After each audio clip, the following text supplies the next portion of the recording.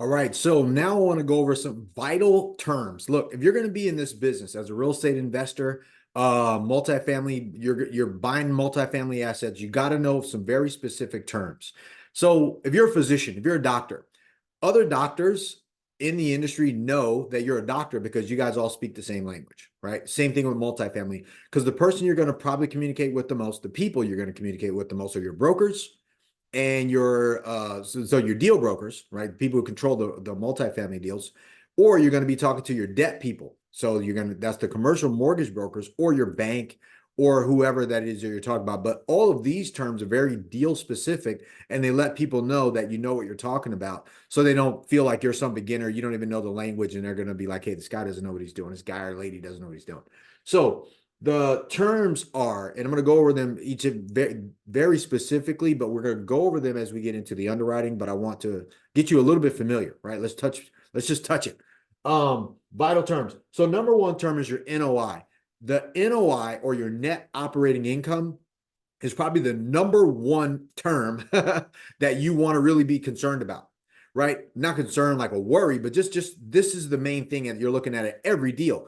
Every deal is based on its revenue or its income. So your net operating income, the formula for that is your gross potential income minus your expenses equals your NOI. All right. That is vital because every real estate deal is again, it's generate the value is based on its NOI or its net operating income. It's only valued, or one of the main ways to value it is based on your net operating income. So that is how you figure out your NOI. The next term, vital term, is your cap rate. You're going to hear a lot of people talk about cap rate. You're going to see it online, but cap rate is short for capitalization rate.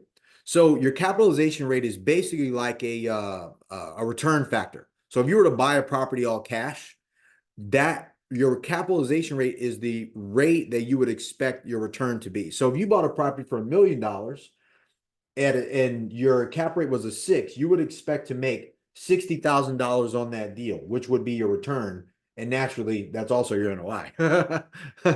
So as you can tell, your cap rate shows how much money you would make if you were to buy a property all cash with no debt. That's how much return you would expect to make on your money based on that specific asset or multifamily deal that you were buying. The next term, this one is concerned about your debt. And like we said, you're going to be talking to brokers that control a deal, or you're going to be talking to commercial lenders or banks. They're going to control the debt or the money that you're going to borrow, right? You're financing.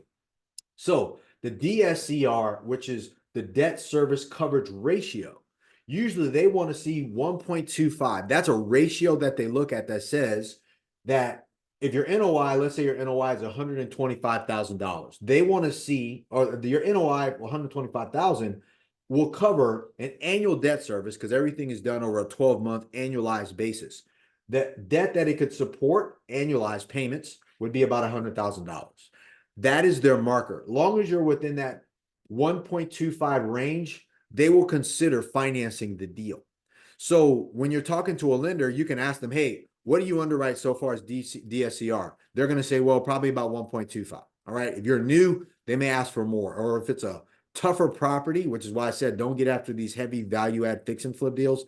If it's a tougher property, then they're going to want to see, instead of 1.25, it can go all the way to 1.45. All right. 1.45. So that would make this a lot different, because then if it was 1.45, this wouldn't qualify. They're going to give you less debt. So, but that's the language, these very specific terms that I want you guys to really understand as you start to move through this journey of either acquiring assets, or you hear syndicators, fund managers, and they say, hey, this is the cap rate. This is the NOI. The DSCR that we're underwriting the deal to on the debt is 1.25. These are all these terms that make you a lot more intelligent when you're sitting through these conversations, or you're doing these things yourself, where you call a broker and you go, hey, we're looking for a deal, and they send you a deal, and you're like, hey, what's the actual NOI right now? And they'll be like, hey, we'll send you over the documents on that. But these are the terms you're going to be looking for. I mean, there's more to it, but we'll go over those in later trainings as it relates to underwriting the deal, and I'll show you how these things walk out. But I wanted to get you familiar with these terms because these terms are vital. And if you look in your resource, the resource section of this training, there's a terms book. It's a investor handbook for terms on multifamily equity funds as well as the financing. There's more terms that you need to know, but I wanted to include this as a bonus because as you get into this, you'll find out the thing that makes you come across as an expert in your field will just be the language that binds us all together. If you know this stuff as the basics, the very top tier vital terms, you will be successful in this business because now you understand what people are talking about when they're talking to you. All right, so go on to that next video. We're going to go through the underwriting here soon.